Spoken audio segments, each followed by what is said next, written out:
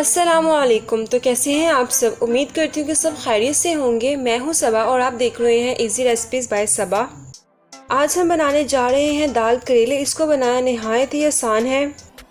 चलिए देखते हैं इसको किस तरह से बनाया जाता है और इसके लिए हमें क्या क्या चीज़ें दरकार हैं। सबसे पहले जो है मैं दाल को गला लूँगी, जिसके लिए मैं प्रेशर कुकर का इस्तेमाल कर रही हूँ। यहाँ मैंने आधा किलो दाल ले ली थी, जिसको मैंने 2 से 3 घंटे के लिए अच्छे से भिगो लिया था, ताकि हमारी दाल जो है आसानी से गल जाए। दाल को मैं प्रेशर कुकर में डाल दूंगी, पानी शामिल कर दूंगी और 1 चम्मच नमक शामिल कर दूंगी। नमक शामिल करने के बाद जो है मैं इसको अच्छे से मिक्स कर लूंगी। मिक्स करने के बाद प्रेशर बंद करके चूल्हे पे रख दूंगी, ताकि हमारी दाल पक जाए। आपने दाल को फुल नहीं पकाना है, इसे थोड़ी सी कसर रहने देनी है। यहाँ पे जो है मैंने आधा किलो करेले ले लिए थे, जिनको मैंने कट कर लिया है और नमक लगा के अच्छे से मैंने इसको वॉश कर लिया था।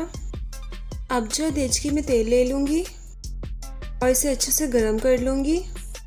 जैसे ही हमारा ऑयल गरम हो जाए तो इसके अंदर मैं करेले शामिल कर दूँगी और इसको गोल्डन ब्राउन होने तक फ्राई करती रहूँगी।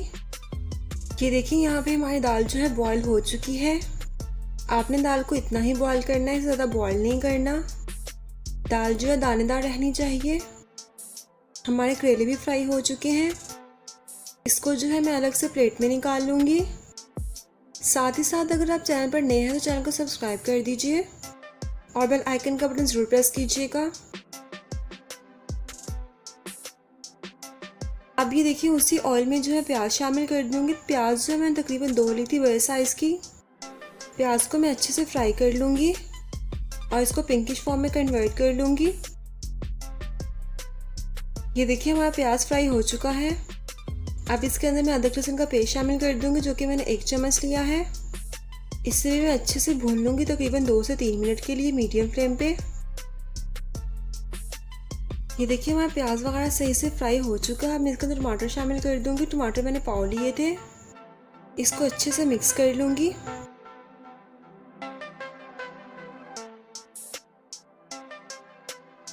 मसालों में जो है मैं लाल मिर्ची ली है 1 चम्मच, सूखा धनिया लिया है 1 चम्मच, हल्दी ली है ½ टीस्पून। नमक जो है मैं अभी नहीं शामिल करूँगी इसके अंदर, क्योंकि मैंने करेले में भी नमक लगाया हुआ था, दाल में भी नमक शामिल किया था। अगर मुझे कम लगेगा तो शामिल कर दूँगी, अगर नहीं लगेगा तो नहीं शामिल करूँगी। आप भी नमक बाद में टेस्ट करके शामिल कीजिएगा और इसे अच्छे से भून लूँगी 2 से 3 मिनट के लिए मीडियम फ्लेम पे। अगर आपको पानी की ज़रूरत पड़े तो आप पानी शामिल कर सकते हैं स्टेज के ऊपर। ये देखिए, हमारा मसाला सही से भून चुका है। अब इसके अंदर हरी मिर्ची शामिल कर दूँगी, जो कि 3 से 4 अदद ले ली थी, जिसको मैंने कट कर लिया था। इसको मिक्स करने के बाद जो है मैं इसके अंदर करेले शामिल कर दूंगी, जो मैंने फ्राई किए हुए थे। मसाले में करेले 1 से 2 मिनट भूनने के बाद जो है मैं इसके अंदर दाल शामिल कर दूंगी।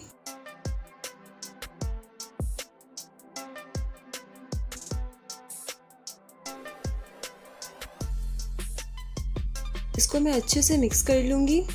मैंने यहाँ इसके अंदर 1 टेबलस्पून जो है कलवंजी शामिल की है। अगर आप शामिल करना चाहें तो आप शामिल कर दीजिए, इससे टेस्ट बहुत ही अच्छा आता है। अब जो है तकरीबन 5 मिनट के लिए बिल्कुल लो फ्लेम पे इसको मैं दम पे रख दूंगी। ये देखिए, हमारी मसालेदार से दाल जो है तैयार हो चुकी है। दाल करेले बहुत ही मज़ेदार बनते हैं। मैं आपको ज़रूर सजेस्ट करूँगी कि आप इसको ज़रूर ट्राई कीजिए और मुझे अपनी फीडबैक ज़रूर दीजिएगा। आई होप आपको मेरी रेसिपी अच्छी लगी होगी। अगर रेसिपी पसंद आए तो वीडियो को लाइक कीजिए, वीडियो को शेयर कीजिए, कमेंट्स के जरिए अपनी राय का इजहार जरूर दीजिएगा। अगर चैनल पर नए हैं तो चैनल को सब्सक्राइब कर दीजिए और बेल आइकन का बटन जरूर प्रेस कीजिएगा। चलिए मिलते हैं हम अगली रेसिपी के साथ। अब तक के लिए अल्लाह हाफिज़ और दुआ में याद रखिएगा।